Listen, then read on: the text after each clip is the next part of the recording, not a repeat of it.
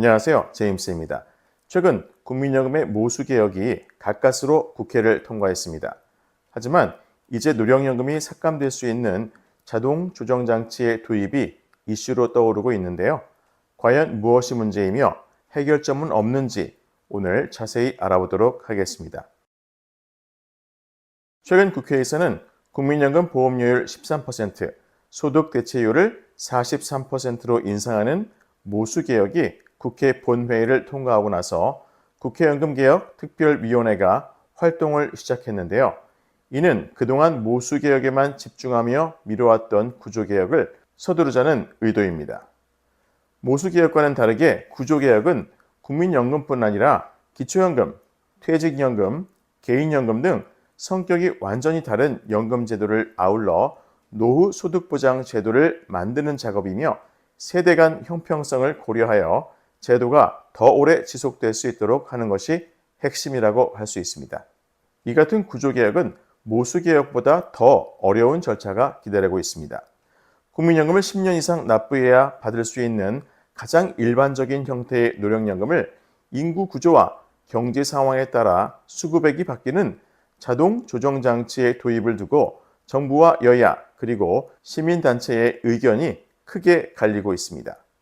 정부는 이번 연금개혁을 추진하면서 가입자 수와 기대 연령 변화를 반영해서 기존 수급자의 연금 인상액을 조정하는 방식, 그러니까 결국엔 노령연금을 삭감하는 방식이라고 할 수 있는 자동 조정 장치를 추진하려 하고 있고, 야당과 시민단체에서는 자동 삭감 장치라고 하면서 서로 대립하고 있는 상황입니다. 물론 보험료를 낼 가입자는 급속히 줄어들고 있고 연금을 타가는 수급자는 급증하는 추세를 고려한다면 자동 조정 장치의 도입은 불가피한 측면이 있기는 합니다. 하지만 이런 조정 장치의 도입보다 먼저 해결해야 할 것은 바로 거의 재정이 바닥난 공무원 연금과 군인 연금입니다. 공무원 연금은 지난해 기준 연금으로 내줄 급여액보다 보험료 수입이 7조 4,500억 원 부족했고, 군인 연금 또한 2조 158억 원 부족한 것으로 나타나 공무원연금, 군인연금 수급자에게 연금을 주려면 매년 약 10조 원의 국민 혈세를 부어야 합니다. 이에 시민단체에서는 이미 재정 파탄 위기인 특수직역연금은 그대로 놔두고 왜 국민연금부터 자동 조정 장치를 도입해야 하느냐고 지적하면서 국민연금에 앞서 연간 10조 원의 국고 보조금이 들어가고 있는 공무원연금, 군인연금에 자동 조정 장치를 먼저 적용해 보자는 의견을 제시했습니다. 이처럼 정부에서 추진하려고 하는 자동 조정 장치의 도입을 위해서는 반대하는 야당과 국민을 어떻게 설득할 수 있느냐가 가장 중요한 핵심이라고 할 수 있는 것입니다. 자동 조정 장치에 대한 어르신들의 생각은 어떠신지 댓글에 의견을 남겨주시면 감사하겠습니다. 그러면 이 시간에는 자동 조정 장치 이외에 현재 어르신들께 불합리하게 적용되고 있는 기초연금, 국민연금의 독소 조항은 어떤 것들이 있는지 한번 살펴보도록 하겠습니다. 첫 번째, 70%에 못 미치는 기초연금 지급률입니다. 최근 국민연금공단의 기초연금 수급자 현황 자료에 따르면 소득 하위 70%에게 지급되어야 할 기초연금의 실제 지급률이 2024년엔 66.35%의 지급률을 기록했습니다. 그 이유는 공무원연금, 군인연금과 같은 특수직역연금 수급자들이 신청하지 못했고 개인적인 이유로 신청하지 않은 것이라고 할 수가 있습니다. 따라서 지난 4년간 기초연금은 매년 3% 내외 약 30만 명 정도의 어르신들이 기초연금을 받을 수 있었음에도 받지 못하는 일이 발생해 왔던 것인데요. 이 영상을 보시는 분들께서는 자꾸만 미루지 마시고 꼭 신청하셔서 대한민국의 복지 혜택을 받으시길 바랍니다. 두 번째, 줬다가 뺏는 기초연금입니다. 만일 생계급여를 받고 계신 어르신께서 만 65세에 기초연금을 받으시면 받은 기초연금만큼 생계급여가 감액이 됩니다.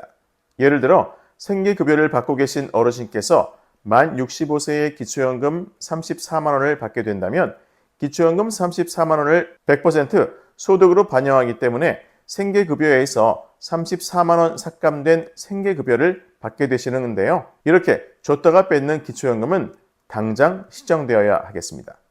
세 번째, 직역연금수급자의 기초연금 원천적 제외입니다. 현재 직역연금, 즉 공무원연금, 군인연금, 사학연금, 별정우체국 연금 수급권자 및 그 배우자는 원칙적으로 기초연금 수급 대상에서 제외가 됩니다. 물론 직역연금 수급권자의 평균 연금액이 국민연금 평균 급여액보다 월등히 높은 것은 사실이지만 모두가 그렇게 많은 연금을 받고 계신 것은 아닙니다. 또한 오래전에 개인 사정으로 직역연금을 일시금으로 받아 모두 소진하시고 지금은 굉장히 어려운 생활을 하고 계신 분들도 많은데 기초연금을 원칙적으로 신청조차 못하게 하는 것은 공평하지 않은 것입니다. 따라서 직역연금 수급권자 및 그 배우자도 개인의 상황이나 연금 액수에 따라서 연계 감액을 하더라도 원칙적 제외는 시정이 되어야 하겠습니다. 네 번째, 연금소득의 기본공제 배제입니다.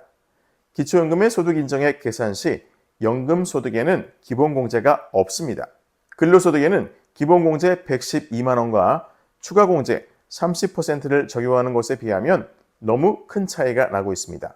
어차피 연금소득도 젊어서 열심히 일해서 번 근로소득을 아끼고 아껴서 연금에 납부한 것인데 유독 연금소득, 그 중에서도 의무 가입시킨 국민연금에만 기본공제가 없다는 것은 반드시 시정되어야 할 것입니다.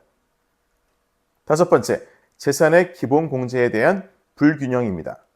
시가 5억 원 아파트를 소유한 사람은 시가 표준액을 기준으로 소득 인정액에 반영되기 때문에 30에서 40%의 기본공제 효과가 있지만 전세 5억 원에 사는 사람의 기본공제는 단 5%뿐입니다.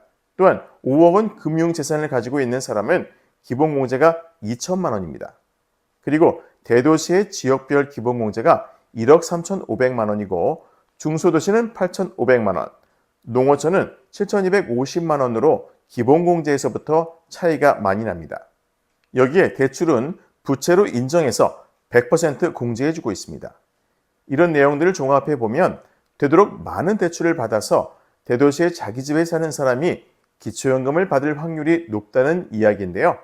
기초연금의 취지와는 전혀 맞지가 않습니다.